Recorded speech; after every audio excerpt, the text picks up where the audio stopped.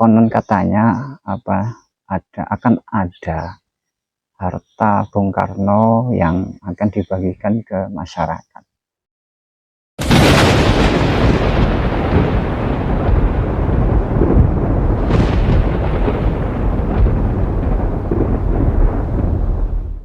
Halo teman-teman sekalian yang baru menemukan channel ini, terima kasih sudah mampir ke channel ini.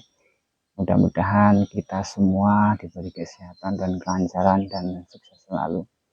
Kali ini saya Koirudin Wijaya akan menceritakan sedikit pengalaman di masa lalu ya.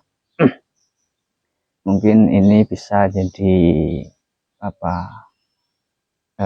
bahan pelajaran ya untuk kita semua, agar lebih hati-hati dalam menyikapi suatu fenomena ya. Waktu itu pada tahun 90-an ya. Waktu itu saya masih sekolah di SLTP ya, di Madrasah Sanawiyah ya waktu itu. Waktu itu ayah saya dia sering mengadakan pertemuan sama teman-temannya ya, mengadakan pertemuan yang mana konon katanya akan ada harta Bung Karno yang akan dibagikan ke masyarakat, dan syaratnya untuk mendapatkan bagian dari harta tersebut harus mendaftarkan nama. Dan ayah saya ikut ke dalam kelompok itu kan, dan mendaftarkan beberapa nama dengan membayar yang lumayan banyak lah. Jadi untuk mendaftarkan sebuah nama itu harus membayar sejumlah uang ya. Waktu itu lumayan banyak ya, seingat saya 50.000 ya. Jadi setiap anggota, setiap orang yang ikut dalam kelompok tersebut bisa mendaftarkan beberapa nama. Kalau misalkan daftar 10 nama, jadi harus membayar 500.000. Dan kelipatannya lah tidak terbatas ya, tergantung kemampuan finansial masing-masing.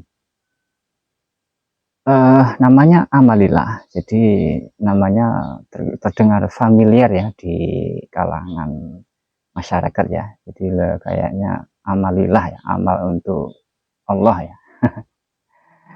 Jadi dari nama itu sudah mengena ya, mungkin di bawah sadar masyarakat ya. Jadi banyak yang ikut ya kelompok itu waktu itu, termasuk ayah saya. Jadi ayah saya itu sering kali mengadakan pertemuan ya dengan kelompok itu ya, yang mempercayai bahwa akan ada pembagian harta ya, harta warisan Bung Karno ya. Meskipun itu masih ini ya, masih dalam misteri ya, entah benar entah enggak ya, kita belum tahu secara pasti ya, belum ada penelitian yang mendalam ya. Tapi yang jelas waktu itu atau sampai sekarang itu nggak ada kabarnya ya, jadi hilang begitu saja dengan kerugian ayah saya yang lumayan banyak ya, karena setiap pertemuan, setiap itu harus membayar jumlah uang ya.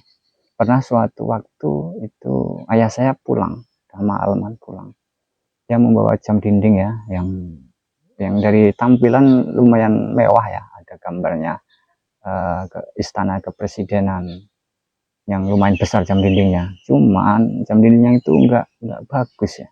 Kenapa demikian? Saya bilang enggak bagus karena itu enggak lama, enggak sampai sebulan saya ingat saya itu sudah mati jam dindingnya itu.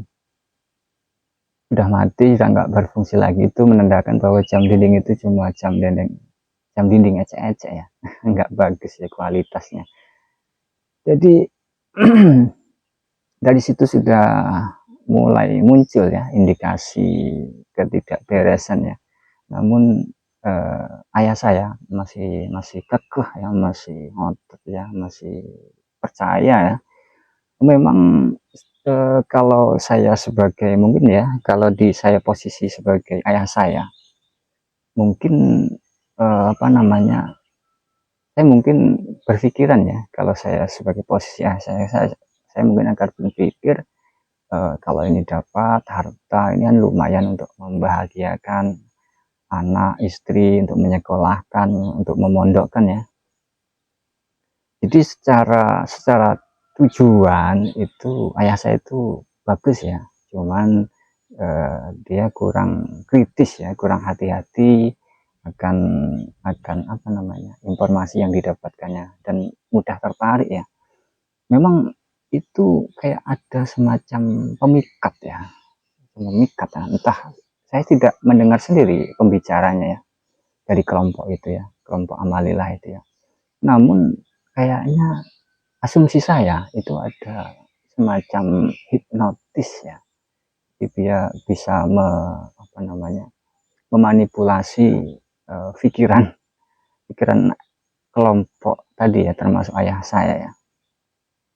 Jadi kalau dibilangin cuma manut, cuma iya, cuma sendi kodawuh gitu aja, entahlah itu terjadi udah lama ya. Sekarang ayah saya sudah tiada, mudah-mudahan ditempatkan di sisinya dengan ditempatkan dengan yang baik ya. Sampai sekarang nggak ada kabarnya ya, sampai 2025 ini, udah berapa tahun ini, semenjak tahun 90-an hingga 2025 ini tidak ada kabarnya sama sekali tentang amalilah itu ya. Sejak itu saya berkesimpulan bahwa itu salah satu modus ya, modus untuk mengumpulkan uang ya dari masyarakat.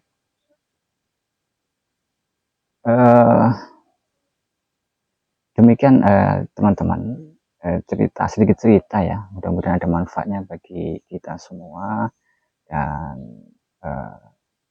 mohon maaf bila ada kesalahan kata. Demikian, terima kasih. Assalamualaikum warahmatullahi wabarakatuh.